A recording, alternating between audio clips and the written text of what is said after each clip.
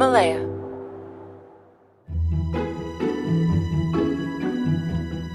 You're listening to Think Like an Economist, a Himalaya learning production. For exclusive content like bonus episodes and supplemental materials for this podcast and others like it, go to himalaya.com/econ and enter promo code ECON, E-C-O-N, at checkout to get your first 14 days free. It's time To think like an economist.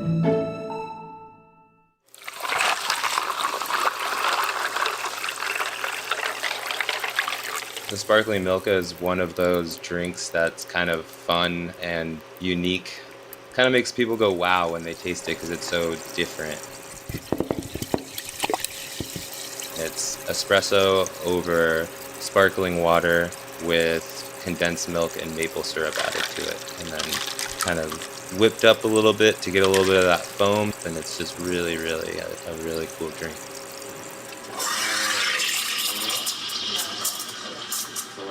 Hi, my name is Samir Benwar. I am the owner of Milka Coffee Roasters here in Sacramento, California. We are a specialty coffee roaster. Our friend Samir in California makes some really delicious drinks, and some of them have pretty unique ingredients too. The maple latte actually is kind of by and large our big seller. This is something different that's not at other stores, and maple goes really well with coffee. The maple latte is $6. So we sell donuts, cookies, lemon bars, and a little bit healthier thing that we call the hero bar, which is kind of like a zucchini, carrot, raisin cake. Zucchini carrot raisin cake. As the owner of a small business, Samir has to make a lot of decisions. What types of coffee to make, what snacks to sell, when to be open, how much staff and equipment to have, and how much to charge people for all these different products. These are the sorts of decisions that sellers make when they're thinking of how much of something to supply. And supply is the topic of this week's episode of Think Like an Economist.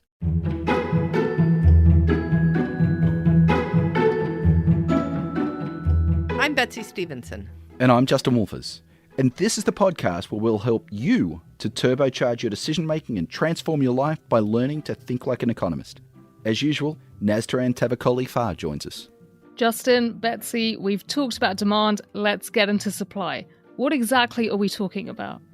Well, demand was all about the choices buyers make. Supply is about the choices that sellers, like Samir, make. Now, in the next episode, we're going to put supply and demand together, because that's what determines the price that you'll end up paying for a cup of coffee. But for now, let's master thinking like a seller.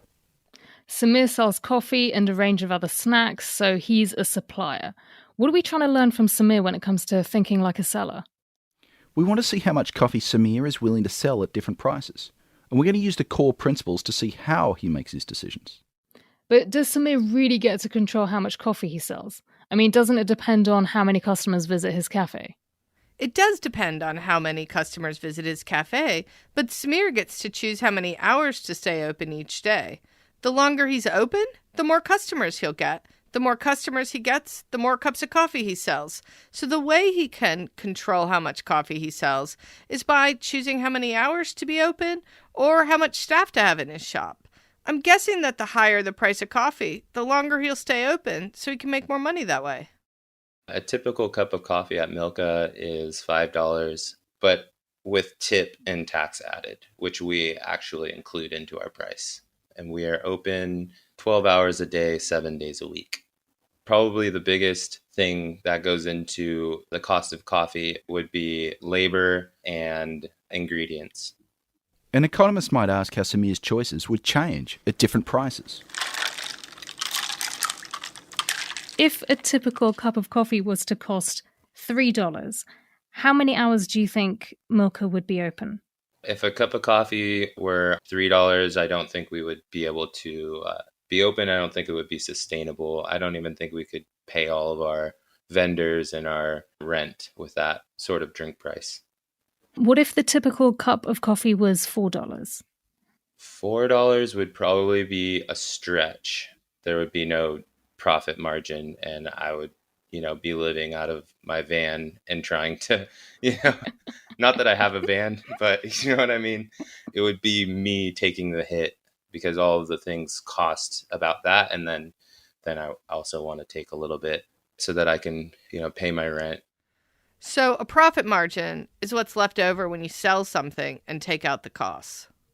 Samir told me the main costs for a cup of coffee are the wages he pays his baristas and the cost of the ingredients. Right. So if the price is too low, say $3 or $4 a cup, then Samir says he won't even be covering his marginal costs or making any profits, and therefore it's not worth running the business at all. So you said that a typical cup is currently about $5. If a typical cup was $8, how many hours do you think you guys would be open?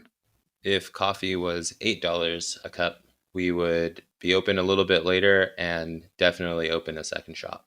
In Sacramento, I would say there is actually a late night coffee market, especially on the weekends. We currently stay open till 6 p.m. If coffee was $8 a cup, we would stay open till 11 p.m. If we can bring that typical sale up from $8 to $9 to $10, then we can start to put more money in like our labor costs or put more money into our expansion fund. I mean, if I'm really lucky, we can add more money into my profit. That would There's be nothing ideal. wrong with that. So Samir has just shown us the law of supply. This basically says that sellers tend to supply a larger quantity when the price is higher. It makes sense. When coffee is pricier, it's more profitable for Samir. When it's only $3 a cup, Samir doesn't open his shop at all. As the price goes up, he opens the shop for longer so that he can sell more cups of coffee. If the price is high enough, he's even ready to think about opening another store. So we can really understand what's going on here. How do we apply the core principles? Well, Samir's making plans for how many cups of coffee to sell if the price is $3 or $5 or $8. I hope that you'll recognize that this is a how many question. So we should start with the marginal principle. This leads Samir to ask whether it's worth staying open a bit longer to sell one more cup of coffee. The cost-benefit principle says you should only do something if the benefit exceeds the cost. The marginal benefit from producing one more cup is how much money Samir will get from selling that extra coffee. At $8 a cup, he's willing to open for longer hours to sell more coffee because the marginal benefit from that high price will easily cover his marginal costs. So Samir said his main costs are wages and what he pays for the ingredients. But I'm thinking there are other costs too, things such as rent for the shop. Samir's answer is actually pretty smart. He's focusing on his marginal costs, the extra cost of producing one more cup of coffee. The extra cup is going to cost him a bit more in staff time and a bit more in ingredients, but it won't affect the rent he pays. Really what he's doing is applying the opportunity cost principle. This is that or what question. He's thinking about staying open longer to sell more coffee. His or what is the next best alternative, which is not staying open longer, which means not selling more coffee. He won't have to pay extra wages, and he won't have to pay for extra beans. But either way, he'll still have to pay his rent. That's why, when we're thinking about our marginal costs, we should only factor in our variable costs. These are the costs we incur if we produce more. Paying for an extra hour from a barista or more ingredients for more coffee, these are variable costs. They're the costs that vary with how many coffees Samir sells. If he sells more coffee, he'll need to pay for more staff, buy more coffee beans, buy more cups. So Samir's focusing on his variable costs, but as opposed to what? Fixed costs. These don't change if you supply more or less. Samir's rent will stay the same if the shop opens for 12 hours a day, 3 hours a day, or even if it doesn't open at all. Samir only needs to think about the fixed costs when he decides whether it's worth opening another shop. A higher coffee price might just lead him to open that next location. But as he noted, what he'd first do is start saving and making sure that the higher price is there to stay. Okay, so we now know what Samir would do if the price were higher. He also said that at $3 a cup, he doesn't think he could stay in business. You know, for any company, there's a point where the price is so low that your best choice is just to minimize your losses and shut down. At $4 a cup, Samir sounded really hesitant. I'm not sure he wants to live in a van, but he does love his business. At that point, the opportunity cost that's weighing on Samir is what else he could be doing with his time.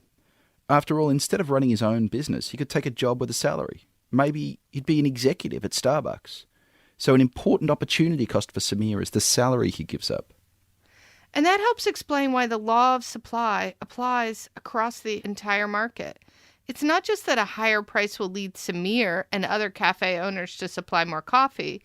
In addition, owning a cafe becomes more profitable, so more folks will get in on the coffee selling game. Add up all the coffee that these cafes supply, and you'll see that the higher the price of coffee, the more that they'll collectively supply. Okay, so we've looked at the marginal principle, the cost-benefit principle, and the opportunity cost principle as they relate to supply. How about the interdependence principle? We'll come to that soon.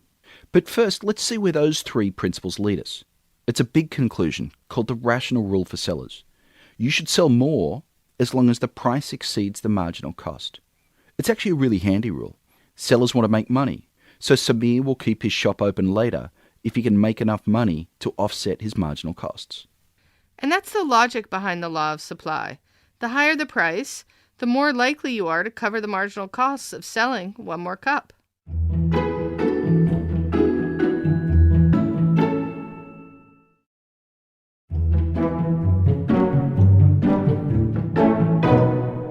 So I have to say, Samir seems really organised. He's done some really detailed calculations. Realistically, are most sellers this organised? Well, some are and some aren't. Big corporations typically have entire departments that do really detailed analytics about their costs and profits at different prices. Smaller businesses don't really have the time or the staff for this, but they'll experiment and adjust accordingly. Say a coffee shop may open for 6 hours a day, and then switch to 7 hours a day and see if it was worth it. They don't think they're following the rational rule, but in reality they are. In fact, market forces can help weed out bad managers. Those who don't follow the rational rule for sellers won't be making as much money as those who are. So in many cases they won't be profitable enough to stay in business. In the extreme, only those managers who follow the rational rule will survive. So we've looked at changes in the price for coffee and how many hours Samir's willing to open his shop or how much coffee he's up for supplying. Are there other factors other than the price that will impact supply? Quite a few. And here's where the interdependence principle becomes helpful. The choices that other businesses make will affect Samir's supply decisions. The first factor that impacts how much coffee Samir supplies is the cost of inputs. You heard Samir say that the most important marginal costs for his businesses are wages and ingredients. If coffee beans become more expensive, then it costs more for him to make a cup of coffee. Those extra costs may make it unprofitable to stay open as long. Next, it really matters how productive a business is, which is shaped by the technology it uses. Say Samir follows Starbucks and replaces his manually operated espresso machines with automatic ones. He'll be able to make more coffees per hour without hiring more staff. Oh, so because each cup now requires less staff time, his marginal costs have fallen. And this makes it more likely it'll be profitable for him to stay open later. That's right. Remember, the interdependence principle is all about the connections between different markets. We've just seen how the markets for the input Samir uses matters. So does the market for other things a supplier could be selling. I'm still thinking about the hero bars he makes, which really sound delicious. While Samir loves coffee, if the price of hero bars rises, he may focus on making and selling more of them, as they'll be more profitable.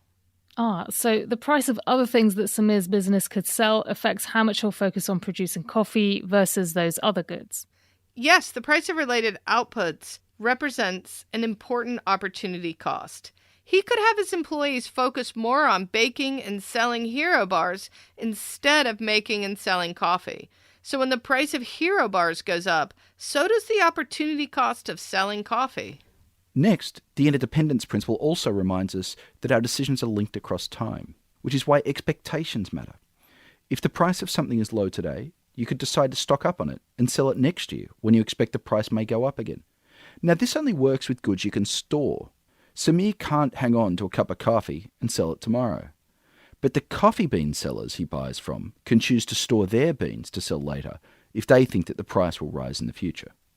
And if it becomes easier to open a shop, then I guess more people might become coffee sellers, perhaps? Yes, this takes us to our final point when it comes to the interdependence principle. The number of sellers. If there are more people selling coffee, the total market-wide supply of coffee will be greater.